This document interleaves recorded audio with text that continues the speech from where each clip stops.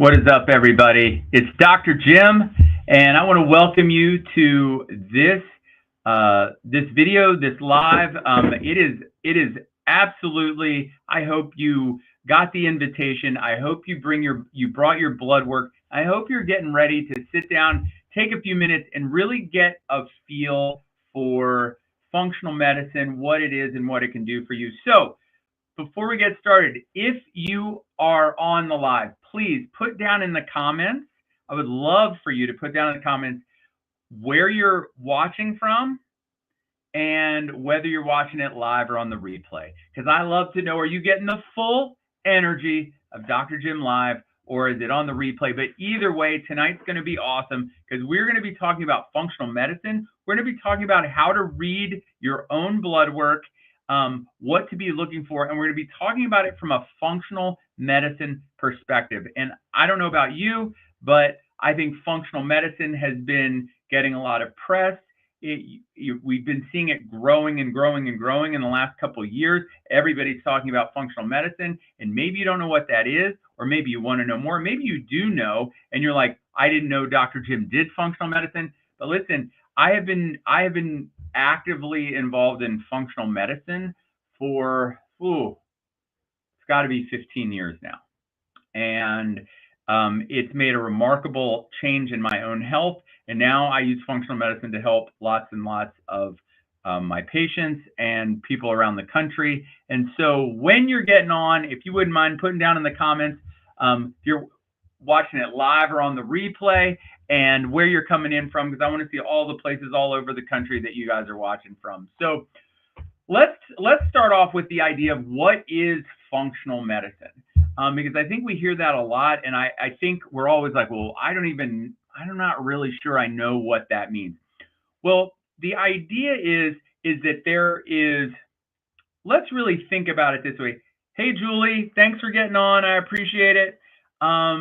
I think there's a lot of people out there who, when you're looking at your health, and you look at how we take care of ourselves in healthcare, we realize that there is healthcare, but do we really work in a healthcare system? And the truth is that most of us are moving around and working from what would be more likely called a sick care system.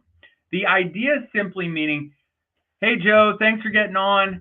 And everybody else that's getting on, thank you guys from everywhere getting on. That's awesome. Hi, Roberta. So nice you could get on. Thank you guys. Really good to see everybody. But what we know is that we don't really work inside of a healthcare system. We really work inside of a sick care system with the simple idea that if you go to the doctor or you do something and they're like, so what is wrong with you? And you tell them, well, nothing, I feel great.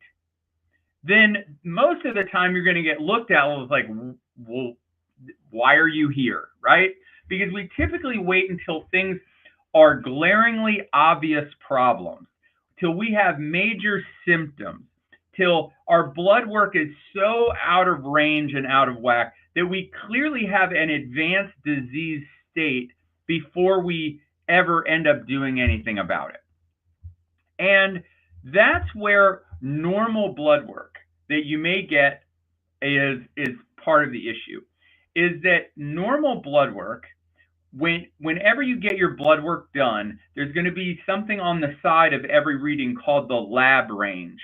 And, the lab range is going to be usually pretty wide.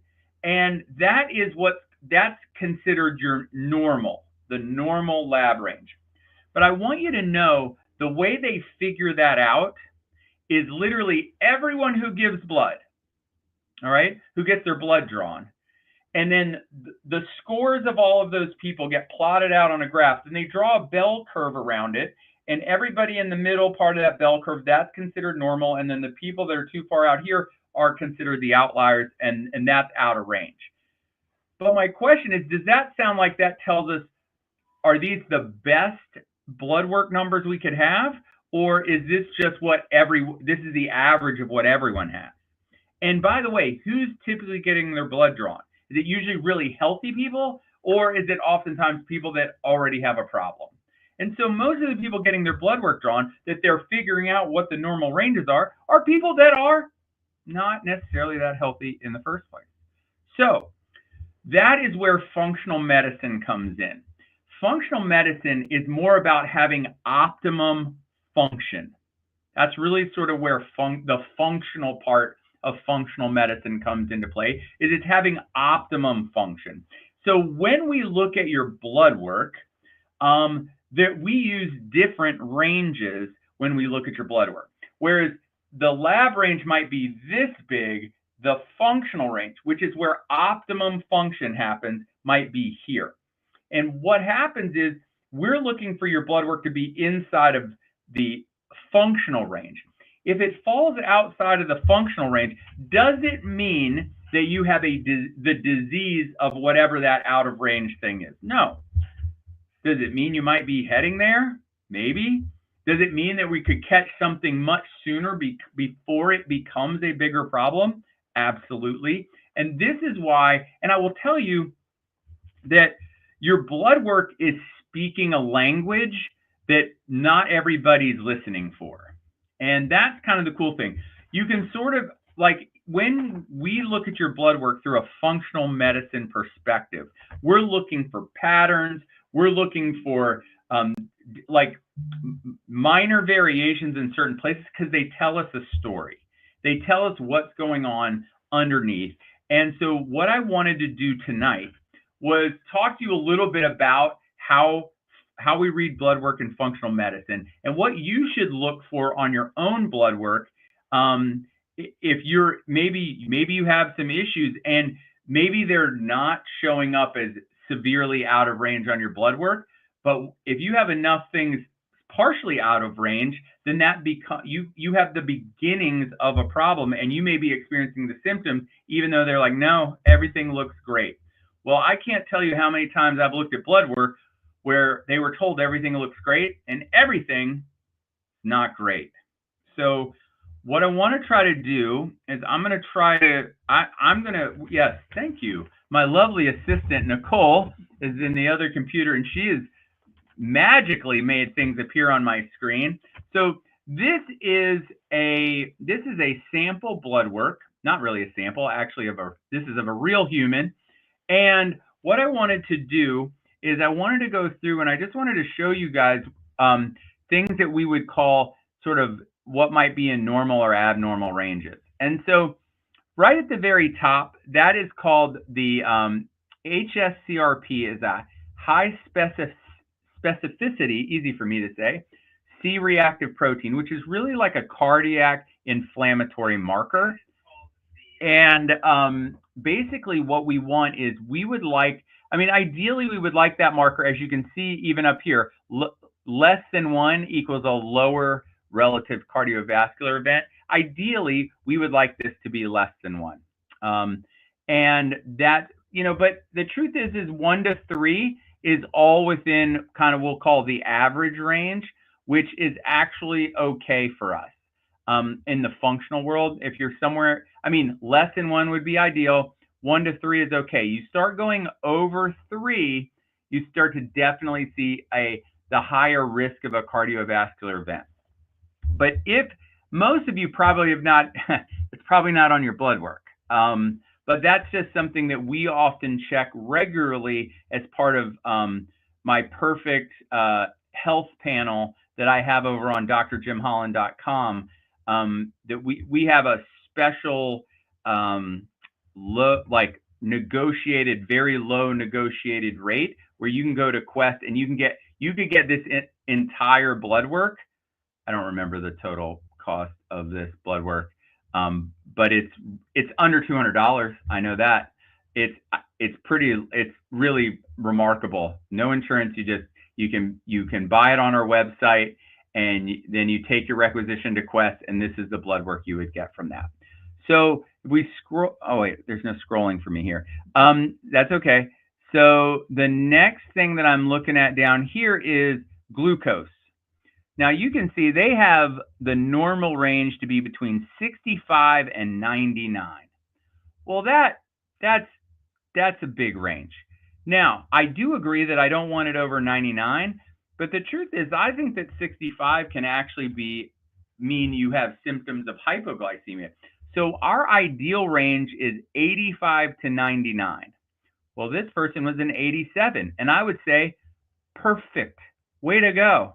Your fasting glucose number is perfect. I love it. The next number is your blood urea nitrogen or urea nitrogen. And the normal number for that is like 13 to 18. It was a little on the low side.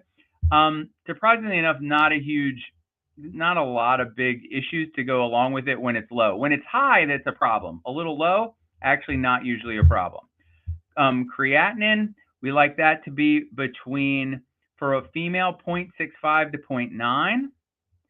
And if you're male, 0.85 to 1.1. And you can see hers was 0.76, which is perfect. We love it. All right. So if you have your blood work with you right now, I want you to be looking at these, like look at your glucose. Is it between 85 and 99? If it's too high, then it could be an indication that we are starting to deal with some blood sugar regulation issues. You could be pre-diabetes heading towards diabetes. This would be something we want to pay attention to.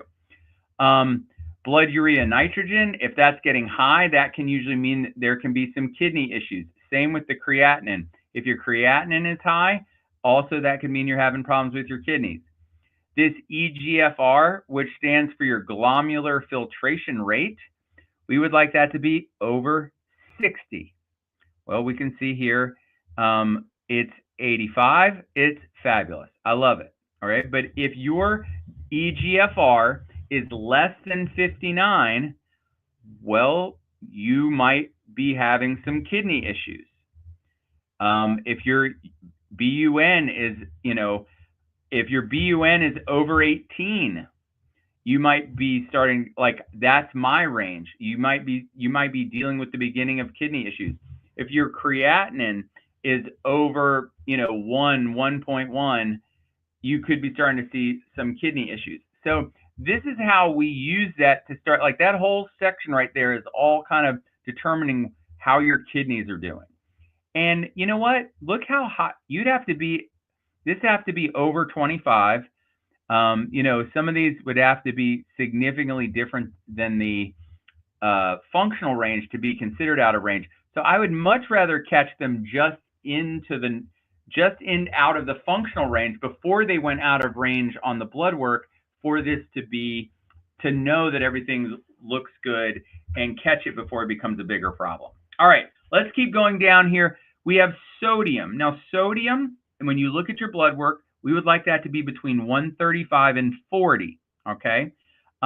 You can see on this one, that one's a little high. I'll try to explain that in a second, because that doesn't necessarily mean like, oh, this person's eating too much salt, okay? Sodium is an electrolyte, and that one's a little high. The next one, potassium, is at, we'd like that to be between 4 and 4.5. This one's 4.3. The chloride, we would like that to be 100 to 106, and this one was 104. And then we'd like the carbon dioxide to be between 22 and 27, and this one is 30. So we can see here, this person was high in the sodium, high in the carbon dioxide. Now, when I look at that group of 4, these are technically considered like electrolytes, right? Your sodium, potassium, chloride. So sometimes you might be like, oh, am I eating too much sodium? Am I eating too many bananas? Why would my potassium be high? Typically, that's not going to be the reason why those would be high or low. What controls your electrolytes in your bloodstream are your adrenal glands. So if we see some of those high, some of those low, then we start to look at, this looks like a possible adrenal gland issue when I'm looking at your regular blood work. Now, I can almost guarantee you that that's not usually, if you go regular blood work, they're going to be like, you might want to cut down your salt intake. Listen, your adrenal glands regulate your sodium, potassium in and out, And so we want to make sure that your adrenal glands are right because that's going to have more of an impact on that. Okay, so that's those four. Now we're looking at calcium. So calcium, we want that to be 9.2 to 10.1. So hers is a 9.7. It looks great. But what I want to tell you about that calcium number, if this is the calcium floating around in your bloodstream, okay? This is not how much calcium is in your diet. This is not is my calcium low? Because here's the thing. The truth is your calcium could be high, and that could indicate that you're actually sucking the calcium out of your bones into your bloodstream. Okay? So this is not oh, my calcium was low, I need to eat more calcium. This has more to do with how your body is regulating your calcium, which is much more of like a parathyroid hormone type of issue, not whether you're taking enough calcium. Okay, I just like to clear that one up because that's a common misconception I see. Calcium, total protein. Now we would like your total protein to be 6.9 to 7.4. Beautiful, 6.9. I like it. Albumin and globulin, these are parts of protein, so they should sort of add up to the total protein or close to it, and they do. See, look, 4 and 2 and 4 and 5 would be 6.9, and total protein 6.9. Albumin and globulin is the breakdown of the kinds of protein, and albumin we would like between 4 and 5, beautiful, and globulin we would like to be 2.4 to 2.8. So we can see this looks fantastic. Then we're looking at total bilirubin. Now bilirubin is made from, it's partially from your liver, and it's part of like what's helping break down like bile and things like that is how we kind of end up with bilirubin. And so actually it comes from your liver. It's the same, like when you get jaundice, if you've ever heard of people turning jaundice, that's a buildup of bilirubin that makes them yellow. So clearly checking your bilirubin is very often a liver test. And so we would like to make sure that bilirubin looks good. Total bilirubin, we'd like to be between 0.1 and 1.2. And we can see here 0.4. Wonderful. All right. Alkaline phosphatase. Now, alkaline phosphatase is also oftentimes a liver enzyme, and we would like that to be between like 44 and 90. This is a little high, but none of the other liver numbers look high. So I'm not real concerned on this one, but here we look and we've got AST and ALT. These are typically considered your liver enzymes. Now, I see over here, they say we want those to be between, I guess that's 6 and 29 and 10 and 35. Ideally, we would like, I usually look at those at 10 to 26 as sort of your optimal ranges. So if you start to see your AST or your ALT going over 26, that starts to be an indication that there's something going on with our liver. It can be, it's usually not so much, it can be some toxicity. It can be blood sugar dysregulation. It can be the beginning of fatty liver. There's a lot of those kinds of things that can be going on with your liver when the numbers get high. If they get too low, that can also be an indication of some like liver function problems where it's not actually functioning very well either. And so that's why we like it to be in this functional range. So we're getting, whether it be on the highs or the low sides, that it's doing something. Now we've just moved to the next page here, and we're going to get into something that I know a lot. Did you just move it? Mm-hmm. Why did you move it? I did it. I brought it back. Thank you. You did it. All right. The next thing I'm looking for, hold on. Actually, can we go back to the first page, Fana? Thank you. We can't hardly see it on this, and that's why I missed it. So at the very, very bottom here, you can see a number called your hemoglobin A1C. Now remember at the top, up top, we talked about your glucose. Now that glucose number is a fasting glucose. That's your blood sugar number, like that at that very instant they took it that morning, fasted, right? So you get a number. Now guess what? You could wake up tomorrow, and that number could be around the same or it could be different, right? It varies day to day. It's up, down, it bounces around a little bit. That is not the number that we would use to really determine whether you have a blood sugar problem, unless you wake up fasting, you haven't eaten, and it's like, well, if it's way over 120, then I'm like, that seems like a bigger problem. But when I look at your hemoglobin A1C, that is a sort of a measure of what your average blood sugar has been over the last 3 months. So this is actually one of the very best ways to determine what's your average blood sugar looking at. And this is really ultimately the measure they use to really determine whether you have diabetes, pre-diabetes, or whether you have normal blood sugar.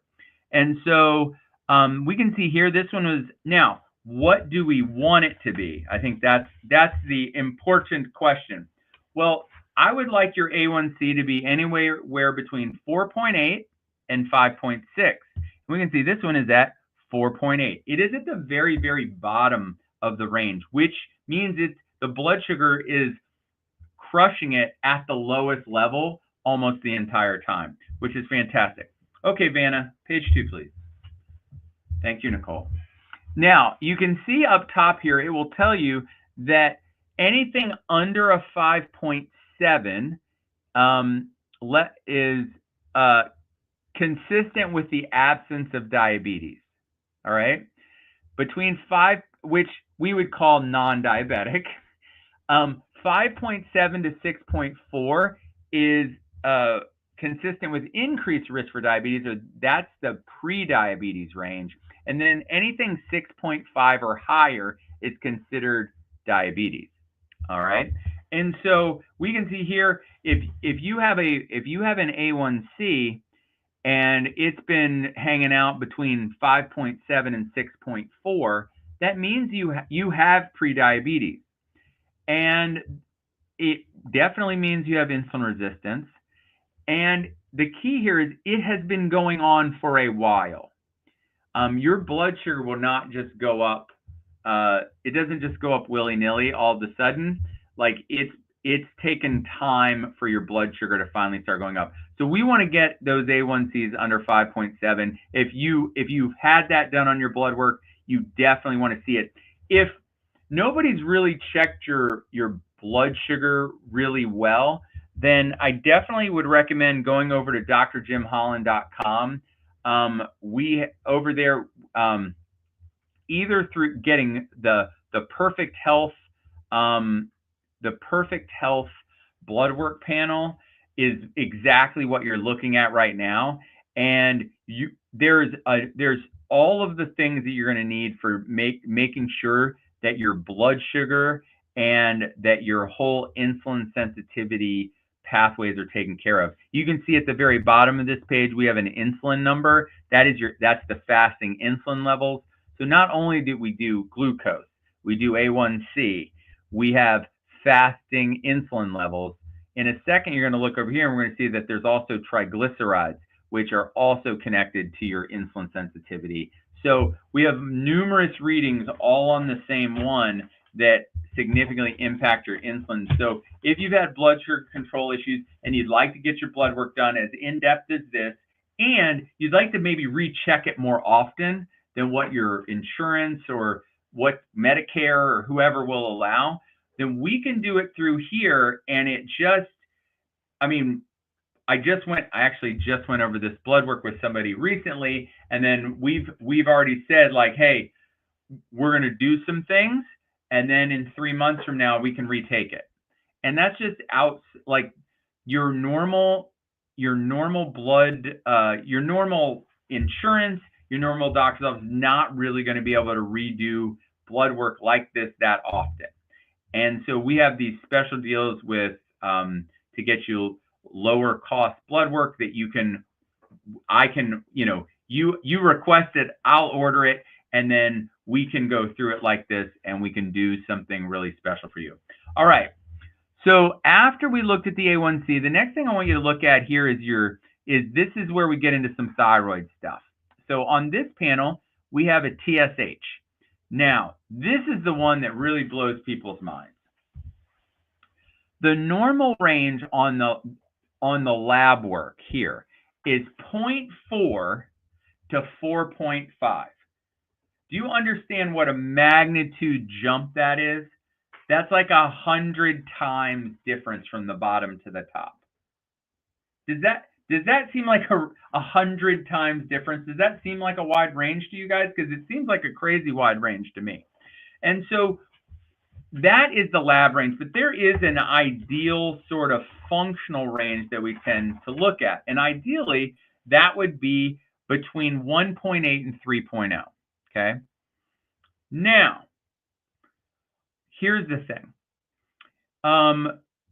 The TSH is kind of a funny number because it can bounce around, especially if you have autoimmune conditions and you have an autoimmune thyroid like Hashimoto's. This is the reason why we test thyroid peroxidase antibodies on this test, which is a great way to screen, like, do we think we have antibodies against your thyroid? Is this an autoimmune thyroid? No, less than 1. Like, that basically means we didn't find anything, which is awesome. That's exactly what we would like.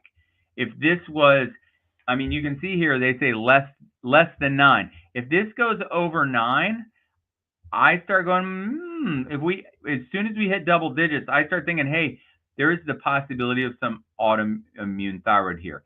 But we want this TSH to be between 1.8 and 3.0. So you look at this THS and you're like, wait a minute, that's 0.57. That's too low. Now, when a TSH number is too low, that means you might have hyperthyroidism. And when your because it's thyroid stimulating hormone, so it's trying to tell your thyroid to make more thyroid hormones. So if it's low, that means you already must have a lot of thyroid hormones. If it's high, it's trying to get your thyroid to make more thyroid hormones, which means your thyroid hormones are low. Well, this one, the TSH is low. So you might be thinking, uh-oh, could this person be having high thyroid or hyperthyroid? I will tell you that this person had, like, they're on thyroid medication because they've had a large part of their thyroid removed.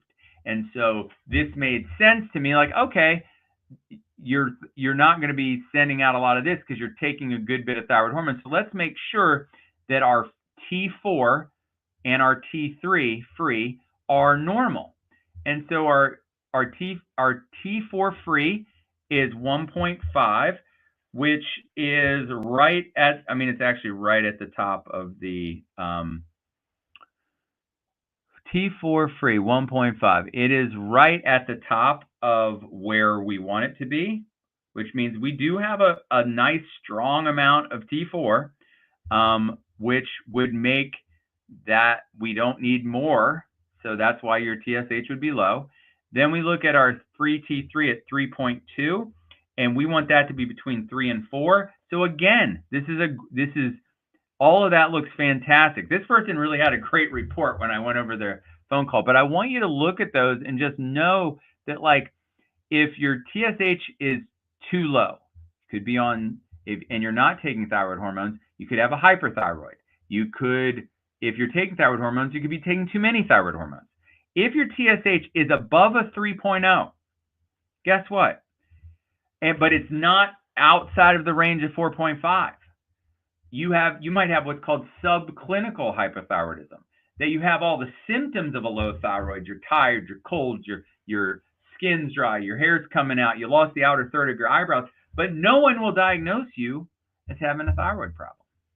And so this is why we look at these functional ranges, because we will see these things far, far before they get that wild and out of control. So this is something we definitely want to pay attention to, your thyroid numbers. Now, I don't want to get too deep in the weeds here because this is a somewhat complicated event that's happening here in the middle. But I do want to say, really important, if you would just make sure you get a CBC with a differential. I can figure out so many things from your blood work just having a CBC with a differential. And what a CBC stands for is a complete blood count. So they're talking about your red blood cells, your white blood cells, and all of the different kinds of white blood cells there are. So let's look here, and right at the top, CBC, white blood cell count. Now, it says that it's okay from 3.8 to 10.8. Does that sound like a giant range to you? It certainly is. So the ideal, sort of the functional range for white blood cell count would be between 5 and 8. Okay? Now, here's what I want you to know about that number. If your white blood cell count is high, if it's over 8, there's the likelihood and possibility that you have an active infection right now, that you're fighting something right now, like very new, or like that you're about to come down with something, or you're just getting over it. Okay, and that would cause you to have high white blood cells. Like if I got the flu right now, like in the next day or two, my white blood cell counts would be over 10. Okay, because my immune system wants to fight it and kill it. So that's why you get a high white blood cell count. Now, why would you get a low white blood cell count? Well, there's a number of reasons, but one of the most common that I typically look for is this is often an indication that a person's fighting a chronic infection. So you could have a chronic infection and that your immune system is just constantly fighting.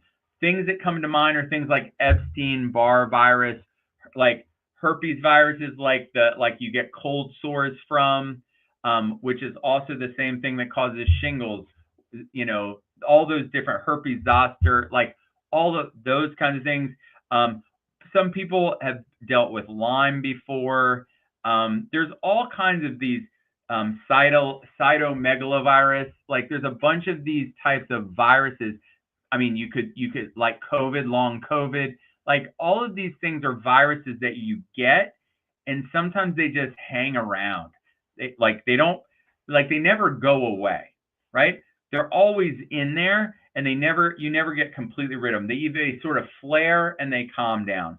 And so sometimes if you've been dealing with a long-term sort of chronic infection, you will see low white blood cell count. You have worn your white blood cells out trying to fight this chronic infection all the time. And so that's one of the things that I think is going on here. So what I want to do is I'm going to continue on looking at white blood cells first, and then we'll come back and look at the red blood cells. So white blood cell count, bam, low, right? So now what I want to do is I want to go down here to these percentages of neutrophils, lymphocytes, monocytes, eosinophils. These are the percentages. Now, normally neutrophils, you would like those to be between 40 and 60% of your white blood cell count. Ideally, I'd really like them to be like 60%. Okay? If I see them go below 60%, I start to think there's some other kind of problem. So I would like your neutrophils to be 60%, but 40 to 60 is okay. But here's what I want you to know. Neutrophils are the types of white blood cells that typically fight a bacteria.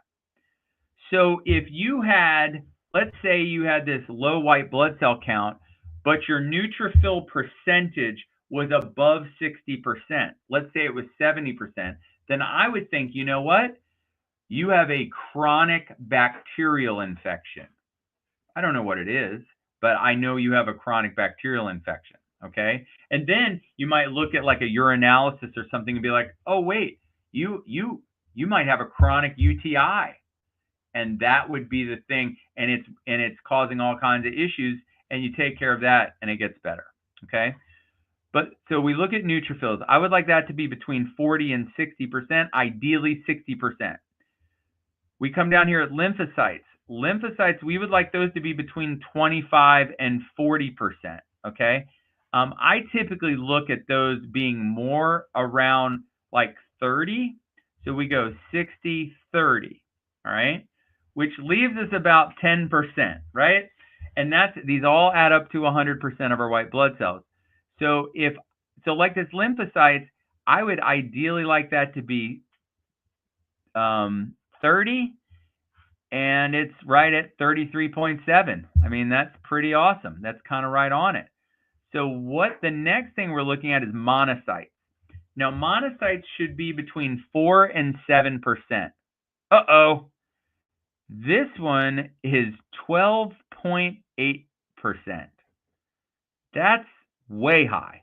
Now, monocytes are typically activated when there's like helping trying to clean up old viruses. And so when I see that, I'm now, and I will tell you that oftentimes, like Epstein-Barr virus, old Epstein-Barr virus is one of the main reasons that you might see this elevated monocytes. Think about this. The Epstein-Barr virus causes a condition when you first get it called what? It's called mono.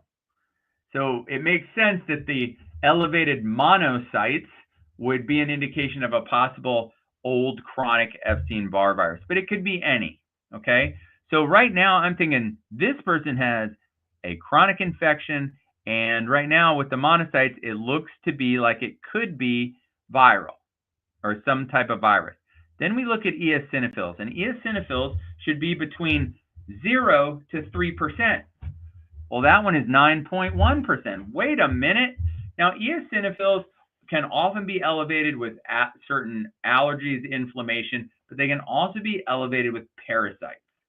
So it's possible that something parasitic could be going on. I think looking at this, there's been a lot of, like this chronic viral thing. I think the monocytes, the eosinophils are just working on this chronic virus. And so but could there be something parasitic as well? 100%. And so I would typically go after this by at first using antimicrobials that work on try to help the body kind of handle this chronic virus that it's been working on. And then we can, we do that for a while, we come back, and then we can see like, hey, we may also work somewhat on parasites. Interestingly enough, viruses and parasites share some of the same metabolic processes. So sometimes if you take natural supplements that help you with parasites, it helps with viruses. Sometimes you take natural substances that help with viruses, it helps with parasites, because they block the similar metabolic pathways that they both use. All right. So this is a definite like chronic like viral infection issue that we are definitely going to focus on working on. That will do a lot to help this person with their health.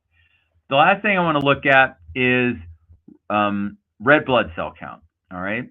Now, ideal red blood cell count for a woman would be between a 3.9 and 4.5. And for a man could be 4.4 to 4.9. Okay. So we can see hers is a little elevated. For what I want, it's in the normal range over here. So again, this goes back to just what we were talking about. I can see things before it shows up on the lab range when we look at it from a functional perspective. Okay. So sometimes I also let everybody know that I always think your body's always fighting for you. So sometimes you'll see some of these things and it'll make sense why that is that way when you look somewhere else. So we look, our red blood cell count is a little elevated. The next thing we look at is our hemoglobin, and I want our hemoglobin to be between 13.5 and 14.5, or 14 to 15, female to male, okay? And we're looking here, and it's 13.8, and at 13.8, that's a pretty good indicator that at 13.8, that is an indicator that it's in the normal. It's great. We have enough hemoglobin. And why would red blood cells and hemoglobin and all this be really important? Well, because that's what carries all the oxygen to all the parts of your body. So you darn well better have enough red blood cells and enough hemoglobin, because your cells only need two things. They need oxygen, and they need fuel. And if you can't carry oxygen into your cells, it's going to have a significant negative impact on your health. So making sure that we don't have anemias is actually one of the most top priorities when we look at your blood work. And that's why I look at this very seriously. So hemoglobin, hematocrit is, we like that to be between 37 to 44% for women and 39 to 55% for men. And see, they just kind of give you the big giant range across all of them. So at 41.9, we were great. Now, this is where it gets a little interesting. The MCV. Now, MCV stands for mean corpuscular volume. So these down here have to do with the size of the red blood cells. And I would like the MCV to be 85 to 92. Wait a minute. Does that say 82.3? Okay. So 85 to 92 is what we want. This is 82.3. And this one right below it, we want that to MCH, we want it to be 27.7 to 32. This one's 27.1. Guess what? Those are both low. So what we're saying, what we're finding out here is that our red blood cells are really, really small. So guess what? If they're really, really small, what might your body do to make up for them being really, really small? You might make a whole bunch of them. So that's why we have a high red blood cell count, because we got a bunch of little teeny red blood cells. It's trying to make up for it, okay? But there's a lot of things that can cause, so technically this is not out of range, right? Based over here, but I'm looking at a whole bunch of, these small red blood cells, and what it starts me thinking is, why do we have small red blood cells? And there can be a lot of reasons for things why you might have small red blood cells. One of the most common can be an iron deficiency. And if you have an iron deficiency, you just make teeny little red blood cells. And guess what? Here's the thing. You should not just go run out and start taking iron. It's a horrible idea. Number one, because something else that can make you have a bunch of small red blood cells are cancers. And you don't want to just run out and take a bunch of iron if you have cancer. Because guess what loves iron? Cancer.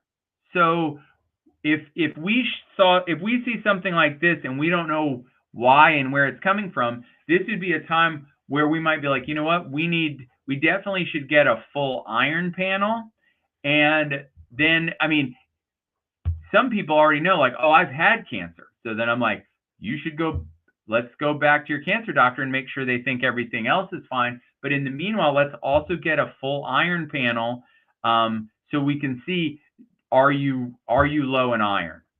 And if you are, we could just supplement you with some non-constipating iron and watch your red blood cells get bigger again, carry more oxygen again, and feel great. Okay? So this is why this area is so important, because those white blood cell counts, white blood cells have to do with how your immune system's attacking and defending you against viruses, bacteria, parasites, and everything. And it can be high, it can be low. You could have a chronic infection or a brand new infection. These are things we want to know. Then we look at your red blood cells, and we want to know, do you have too many? Do you have the right amount or not enough? Because you could have an anemia. And if you don't have enough hemoglobin carrying oxygen to your cells, then you could have super low energy, chronic fatigue, and just have a lot of issues that way as well. Last number on this page I want to talk about, and we talked about it a minute ago, insulin, 14.9. Now, on the lab range, it does say anything below an 18.4 is awesomeness. This is what I would say. Anything under 15 to 18 is considered good. Under 10 would be ideal, okay? So we talked about this, and we're like, hey, your number is good. I'd like to see it be ideal. And I already know what this person is doing in their health. And I just said, you know how I think that number gets there? Just keep doing what you're doing over a longer period of time. Why? Because her A1C is outrageously awesome. Her glucose number, amazing. All the markers of insulin and blood sugar look fantastic. So guess what? I think if we just keep doing what we're doing, our fasting insulin levels will keep going down, and it will make it to the ideal range. All right. Is there only one more page? I think there's only one more page. Mm-hmm. Let's go one more page. Okay. Ooh, we added a poll, everyone.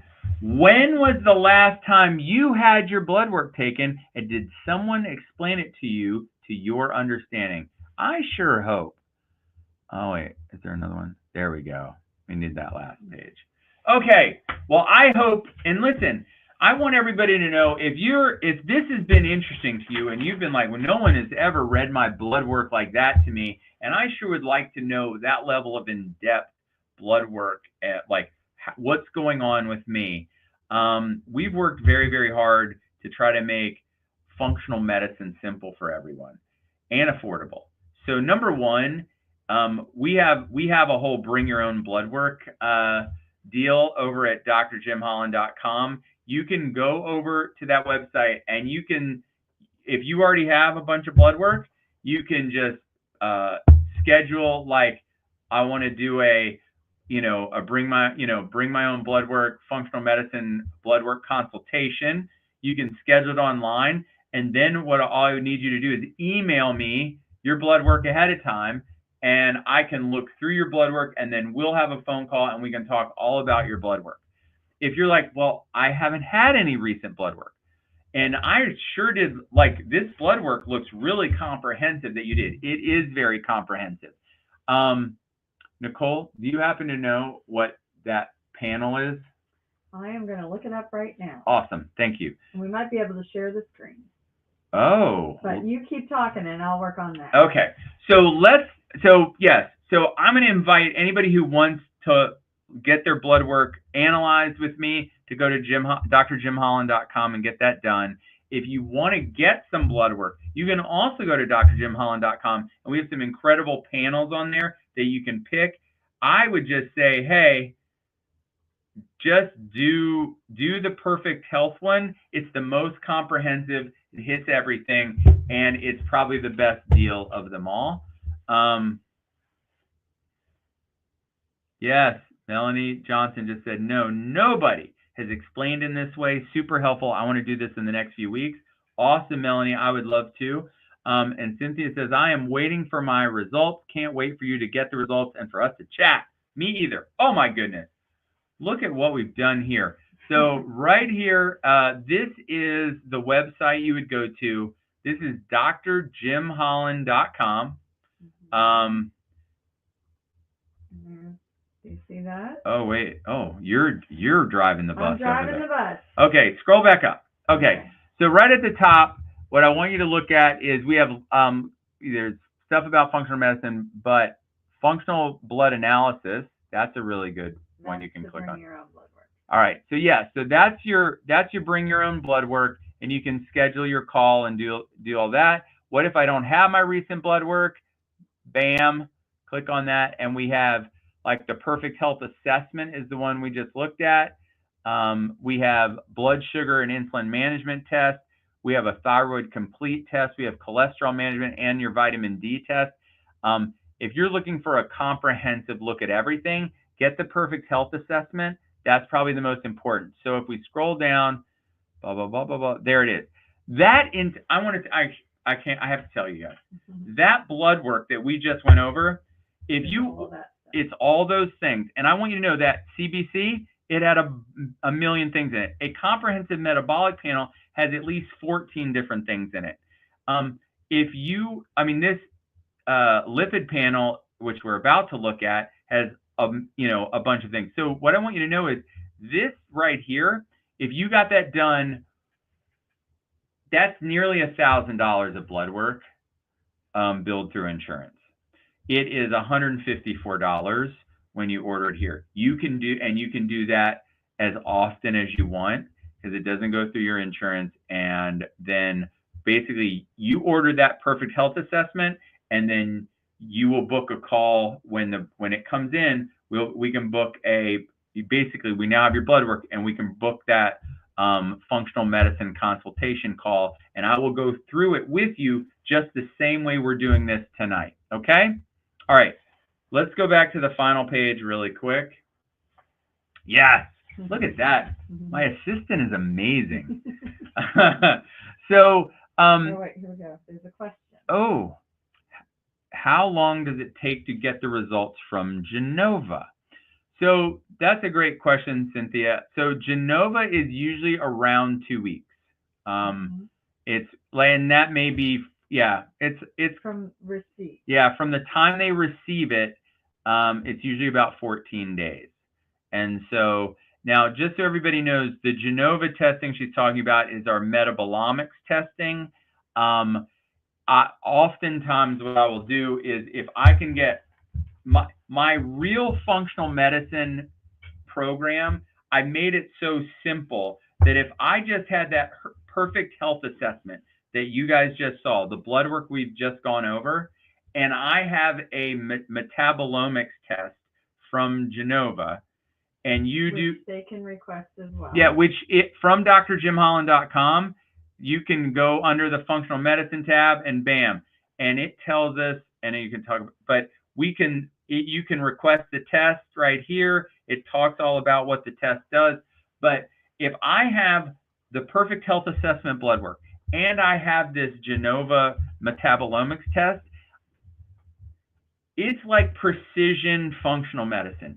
It's simplified to the very, very core of exactly what we need to do. We don't have to run 2,000. Like, the reason why functional medicine, why some people don't, it's not that people don't want to do it, people can't do it. And they can't do it because they can't afford to do it, because functional medicine practitioners say, oh, well, we need to do this test, and we need to do this test, and we need to do this test. And next thing you know, it's $3,000, $4,000 worth of tests, and we haven't done anything yet to help you. If I have the blood work we've just been going over and that Genova test, I know exactly what to do. And you can get both done, and we can have a consultation where we'll look through both of them, and then we can game plan from there. So I'm excited. Okay, last page of blood work I want to talk about. You guys are probably done listening to me talk about blood work today. Important thing I want you to look at is, now, I will say this, when it comes to, there's a lot of discussion. There's a lot of like, is this really good? Do we really care? Does cholesterol really matter? Et cetera, et cetera. Here's what I'm going to say about it. It does matter, but it matters differently for different reasons. And I would say, I actually like what they have. This is awesome because they have their own, some ranges over here. This is sort of an advanced cholesterol test. And so over here it says, okay, total cholesterol 115. Now you guys might be going like, whoa, that's really low. It is really low. And I will tell you that at first, this is why knowing a person's history is really important, because at first I was like, man, that's too low. I don't like that. But the best thing is I went ahead and said, just do it. You won't be disappointed. Thank you. That's a great thing to say. The reason why this matters is because this person had a cardiovascular event. And in that case, you know what? If we want to try to get your cholesterol down lower, I'm all for it, okay? But they would say the optimal just is under 200, which we were definitely under 200. If you go over 200, we start to go, that may or may not be an issue. HDL cholesterol, they'd like it above 50. I tend to agree. HDL cholesterol, 55 up to 100. Normal cholesterol, total cholesterol, I like to be between 150 and 199. So I like the HDL to be 55 to 100, so this is perfect. Triglycerides. Now, here's where my range and their range is going to be very up. They'd say triglycerides should be under 150. I want your triglycerides to be between 75 and 100. If you're over 100, that's to me, that is insulin resistance when you're over 100. So I want those under 100, 70. Now look, Hers were 77. Hers is fantastic. Remember, I told you she had all of the great things. Great A1C, great fasting glucose. Her fasting insulin levels could be lower, which if she keeps doing what she's doing, but her triglycerides are also perfect. But I would like this to be 75 to 100. Not anything over 100 tells me we've got insulin resistance issues and we need to work on that. Your LDL cholesterol, I tend to agree with the lab range over here of less than 100 is good. I mean, this one's really low at 3.9. I do really like the cholesterol to HDL cholesterol ratio. They would like it to be under 3.5. I think under 3.1, but at 1.9, we're perfect. Okay. And then last but not least, one of the most important markers of all to me and my family is vitamin D. The vitamin D number. Now, here's where it's very interesting because they would say that a normal vitamin D is I mean, they have it at like 30. Do they have it up to 1? Do they say to 150? That seems, most of them say 30 to 100. Mm-hmm. So that's very interesting that they have their range up to 150. Seems surprising. Yeah. But I will say 30 to 100 because the truth is that the real ideal range is probably 60 to 80. Somewhere between 60 and 80 is probably perfect, but you're good from, if you were 48 to 100, I'm happy. Okay. I'd like to be 60 to 80. Well, we were above 30. We were 38. It's not bad. It just, we could do better. And so when I talked to her about her vitamin D supplementation today, she was like, oh yes. And she went through and and she's like, I take this. And then I'm like, well, I know that because I recommended that for you. How much are you taking? 1 drop. Okay. Well, that vitamin D is only 1,000 units per drop, and you're only taking 1 drop. So you're only getting 1,000 IUs of vitamin D. How about you take 4 drops a day, get 4,000 IUs of vitamin D, and I bet you this number will be 60 before long, and then that will be ideal. Okay. And so this is how we work through your blood work. I hope all of you maybe you did bring your blood work tonight. And if you didn't, please go back. You can, oh yeah, there you go. Please go back and you can, we can, go look through your blood work. Certainly, I will tell you this, if you see any areas on your blood work where you are outside of the lab range, that means we got an issue, right? But there's a tremendous amount of numbers that can be outside of the functional ranges, which tell us like, hey, this is something we need to work on before we have an issue. And that's what we do in functional medicine, is we work through this to find those answers that are often hidden from people. Hi, Allison. Thank you for getting on.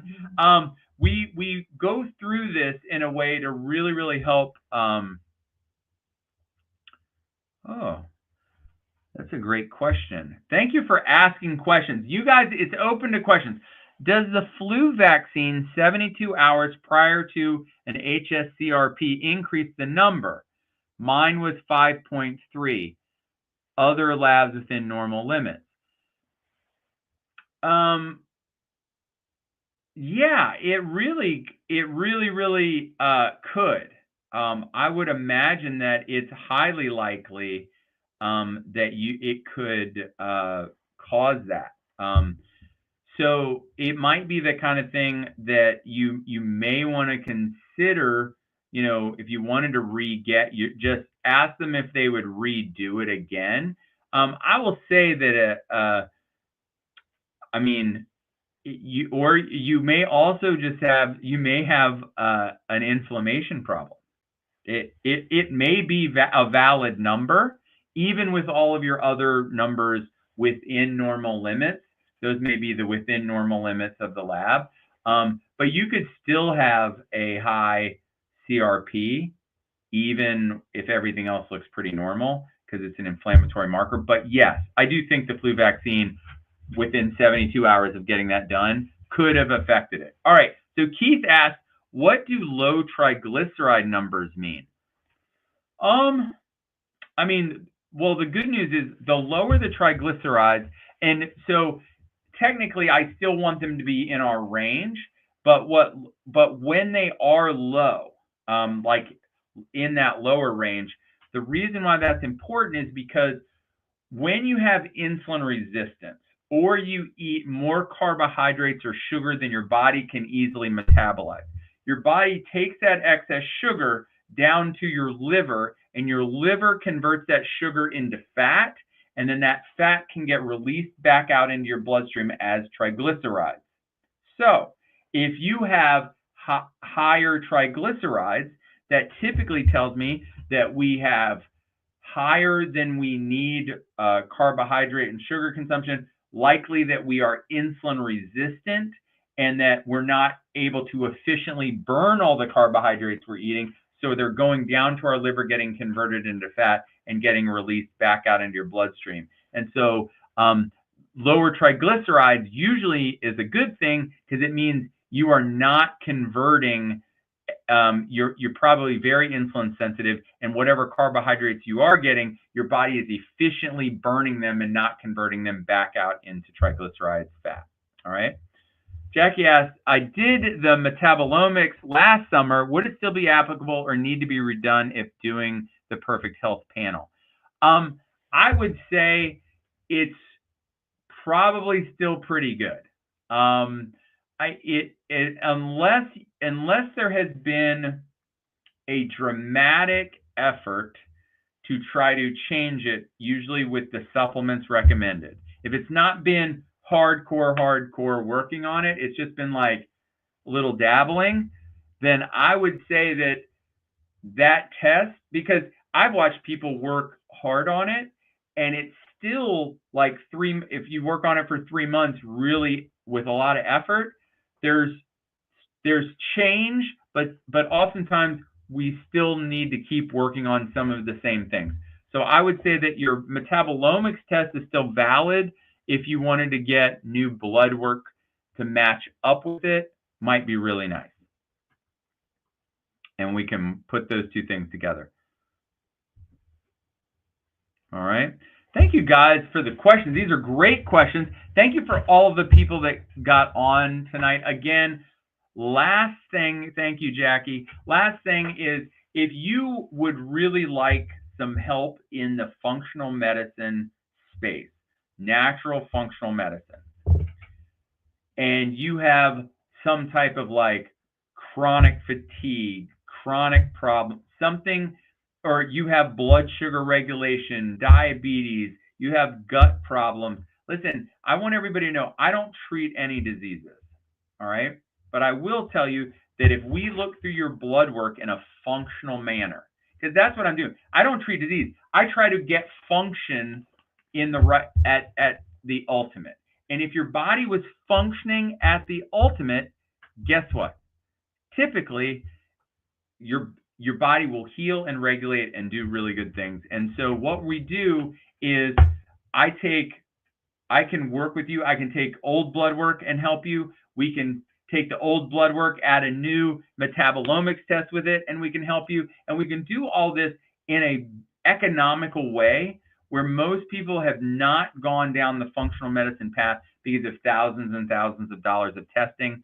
For under $500 or close to it, you could get full giant blood work panel and a metabolomics test and really have everything we need to know to be able to go forward and get the best results. So if that interests you, go over to drjimholland.com and you can, order some blood work or order testing, or just reach out to us and contact us through there, and that'll be really helpful. Or you can also post in the comments. We'll try to keep up. All right. Does the test also test for methylation? So the metabolomic, so the regular blood work does not do methylation. The metabolomics test, there is an add-on to the test where it can check. Here's the cool part. It has a cheek swab, so you can test if there's the genetic predisposition, like the genetics for having the MTHFR gene problem, right? Whether you have 1 or 2 copies and all that kind of stuff. But better than that, this is the coolest part. Because what your genes tell you is only what could happen, right? Everybody's out there right now talking about, like, am I taking the right supplements for my genes? Am I eating the right diet for my genes? Listen, your genes only tell you what your body might do. What metabolomics tells us is what your body is actually doing in real time in the world. How are your genes expressing themselves right now? And so actually inside of the metabolomics test, there is the methylation process, and it tests for how well is your methylation going, and as specifically as folate and methyl B12, and just overall, does your body need more methylation support? It's actually one of the pillars that it looks for. It looks for things like your antioxidants. It looks for your mitochondrial health. It looks for your omega balance. It looks for toxicity, and it looks for methylation pathways. And so the metabolomics test is very, very good at that. And it will tell you, like, funny enough, or interestingly enough, Nicole, my wife, has a MTHFR gene problem. We know that, which we then know, we don't know if I have one. I never tested for it. My son, then, we're like, well, he at the very least most likely has at least, well, because Nicole had like double. So we're like, well, he has at least 1 copy of it.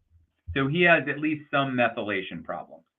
So since he was younger, we're like, make sure. And then every time he would be sick or have a problem, we'd be like, uh-oh, it must be the MTHFR. And we just keep doing the B12s and the folates and methyl and methyl and methyl. And then we did a metabolomics test. His B12 and folate were great. That was not his problem. His had become like vitamin A and zinc and like weird things. So that's why I would say that having this kind of test is really great for people, because it really does pinpoint very specifically what nutrients. Does it test? Oh wait, yes, sorry, that was it going from the big to the small screen. Okay, so I hope that helps everybody. I hope you guys had a good night. We're going to do more of this. It's going to be a lot of fun. We're going to talk over the metabolomics. Yeah. So maybe this week. Later this week, we're going to pull up a metabolomics test, and we'll go through that so you guys can see what's on that and what that looks like. And I hope you guys got a lot of value out of tonight. Think of questions, think of fun things to talk about, and we'll do more. And I think that's it for tonight. Again, go over to Dr. Jim Holland for all, if you would like some help with functional medicine, or you just want some blood work panels, or you want me to read your current blood work. All right. So just like I tell my son every day before he goes to school, be your very best today. # never quit. I believe that God wants the very, very best for you. The day you believe that, change your life forever. Have an awesome, awesome night. You guys have a great night. Oh, tons of value. Yay. All right.